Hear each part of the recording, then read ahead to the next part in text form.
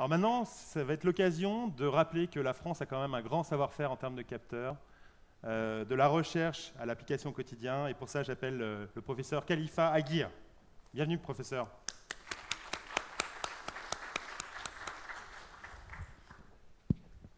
Voilà. Bonjour à tous. Alors avant que la présentation n'arrive, je voudrais juste remercier Atmosud pour leur invitation, en particulier Dominique Robin. Et puis ça devrait arriver, voilà.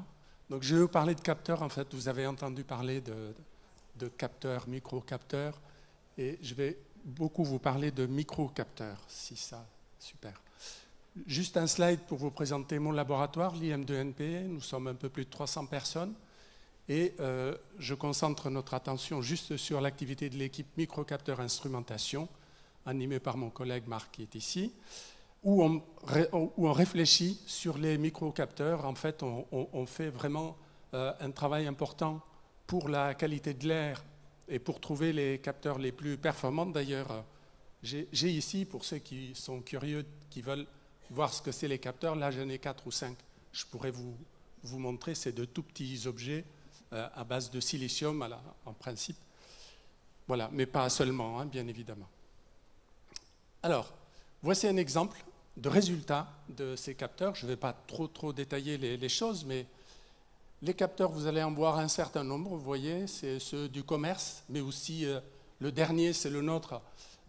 C'est le meilleur au monde, en fait, hein, je tiens à le dire quand même. Vous avez ici un exemple de réponse à l'ozone. Et vous pouvez remarquer que si je pense que ça... Non. Bon, c'est pas grave, je vais me déplacer. La réponse ici, quand vous voyez 100, ça veut dire que le signal est 100 fois plus important avec et sans ozone. Il n'y en a pas beaucoup de capteurs d'ozone qui peuvent répondre autant, je peux vous l'assurer.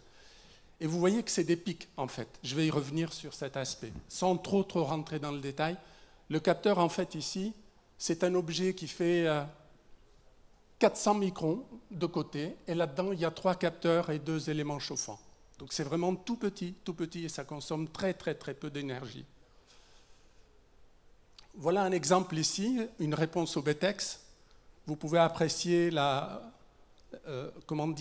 possibilité de détecter de très faibles concentrations. C'est un résultat que un ancien doctorant recruté par Ecologic Science a pu obtenir, Alexandre Favard, qui a été d'ailleurs recruté par Ecologic Science dans le cadre d'une collaboration que nous avons eue avec Ecologic Science.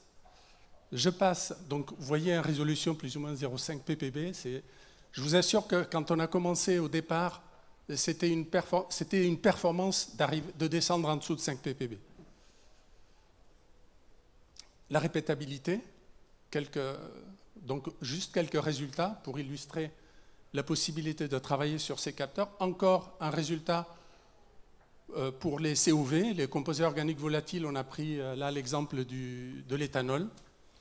Et vous allez voir, en fait, c'est des pics. Je vous ai dit qu'on allait y revenir. En réalité, ce n'est pas vraiment un pic. Le capteur répond très vite et après, il sature par rapport à la valeur de concentration que nous lui avons soumise.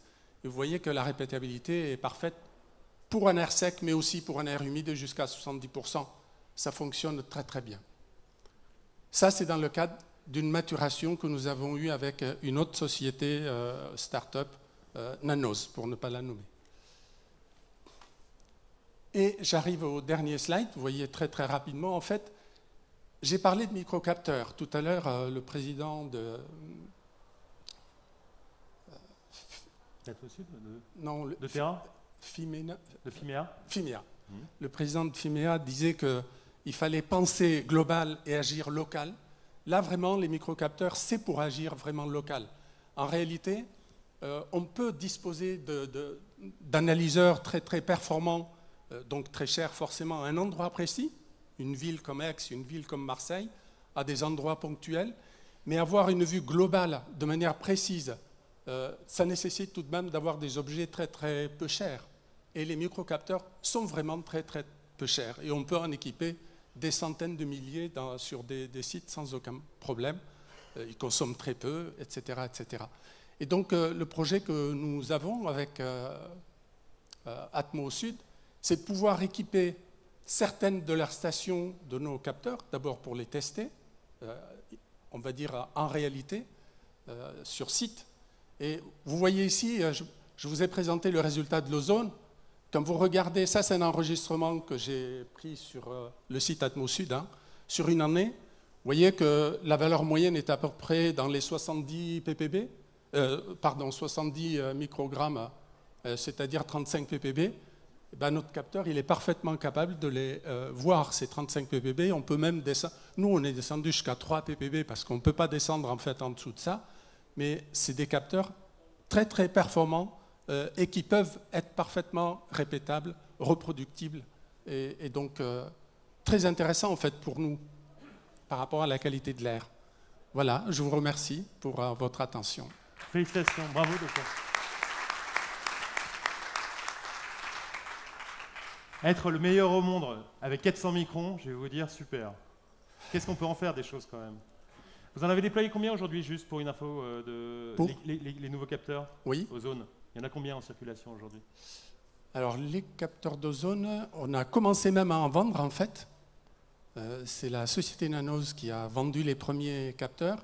Alors, ce n'est pas exactement celui que je vous ai montré, il est un peu modifié, parce que entre ce qu'on peut faire au laboratoire et ce que l'industrie fait, il y a une toute petite différence, en fait, une grosse étape. Hein, voilà. Mais c'est à peu près les mêmes. Il y a un capteur de plus, il y a 4 capteurs. Et là, je ne sais plus combien on en a vendu, mais 2000. Voilà. Bon, bah, ça commence de bravo. Merci beaucoup, en tout cas. Au revoir.